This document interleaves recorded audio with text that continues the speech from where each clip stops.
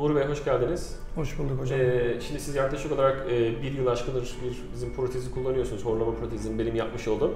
Şimdi hazır böyle gelmişken ben birkaç soru sorayım. Çünkü bunu sormamdaki neden şu. Hastalar daha çok kullanan kişilerin yorumlarını merak ediyorlar. Şimdi bir yıl öncesine gittiğimizde bu hastalık size neler yaşatıyordu? Ne gibi sıkıntılarınız vardı? Ne gibi çözümler aradınız? Bunları bir kısaca bir özetler misiniz? Bir yıl önce ben sizi tanımadan önce daha önce bu sürekli horlama hastalığı ve uykusuzluk, işte sabahlara kadar sürekli uyku halindeyken uyanmaları yaşıyordum. Sabah kalktığım zaman sürekli bir yorgun haldeydim ve sürekli bir baş ağrısı vardı. İşte yemem içmem düzensizdi, uykum düzensizdi, sürekli bir moral bozukluğu, sürekli böyle bir halsizlik yaşıyordum. Bunlarla ilgili daha önce ben bir doktora gittim. Doktor bana bunun bir ameliyatla çözülebileceğini söyledi. Benim burundan bir defa bir ameliyat oldum.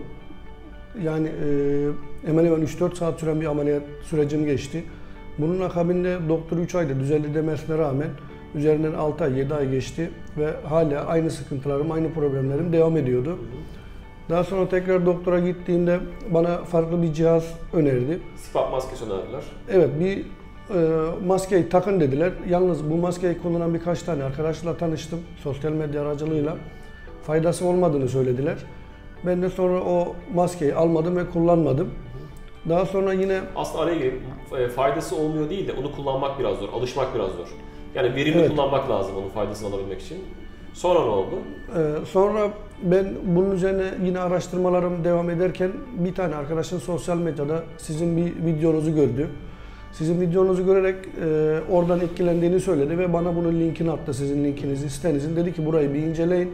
Buradan dedi senin çekmiş olduğun sıkıntıları bir anlatıyor, bir şeyler var, bir izle dedi. Ben bunu izledikten sonra artık bundan kurtulmak için her türlü yollara başvuruyordum.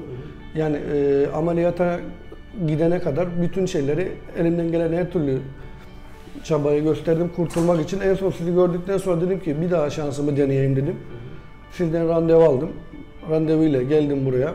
İşin açıkçası buraya gelirken bunun da faydası olmayacağını, ümitsiz bir şekilde geldim. Ümitsiz bir şekilde geldim. Faydası olmayacağını ama sonuçta belki bir umut faydası olur niyetiyle geldim.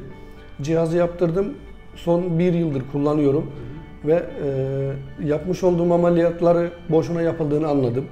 O cihazları alıp kullansaydım boşuna olacağını, zaman kaybı olacağını gördüm. Peki protezde kendinizi nasıl hissediyorsunuz?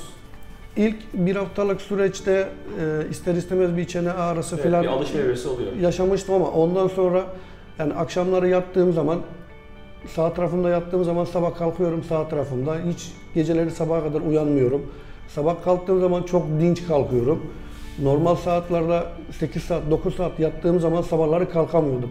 Ama şu an 4 saat, 5 saat yattığım zaman kendimi daha dinç ve daha dinlenkin bir şekilde ve cihazı kullanmaya başladığımdan bugüne kadar şükürler olsun hiç baş ağrısı denir bilmiyorum. Yemem içmem düzeldi. Daha önce kilo alamıyordum. Cihazı kullanarak beridir sürekli yemem içmem düzelince kilo da alıyorum. Kilo da aldım. Ona dikkat etmeniz lazım. Yani kesinlikle cihazın bu kadar etkili olacağını ben beklemiyordum. Yani bu anlamda size ayrı ayrı tekrar teşekkür etmek istiyorum. İyi ki sizi tanıdım. İyi ki o arkadaşın sosyal medya vasıtasıyla size geldim. Bunun çözümünü gördüm. Ve ben bunu, bu hastalığı yaşayan benim çevremde arkadaşlarım olsun, müşterilerim olsun sürekli benim yaşadığım aynı problemleri yaşıyorlar. Ben herkese sizin linkinizi veriyorum, telefon numaranızı veriyorum ve size yönlendiriyorum.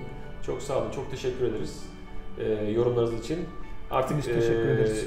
Bir sonraki kontrolde tekrardan görüşmek üzere diyelim. Teşekkür ederiz. Biz teşekkür ederiz. Sağ olun.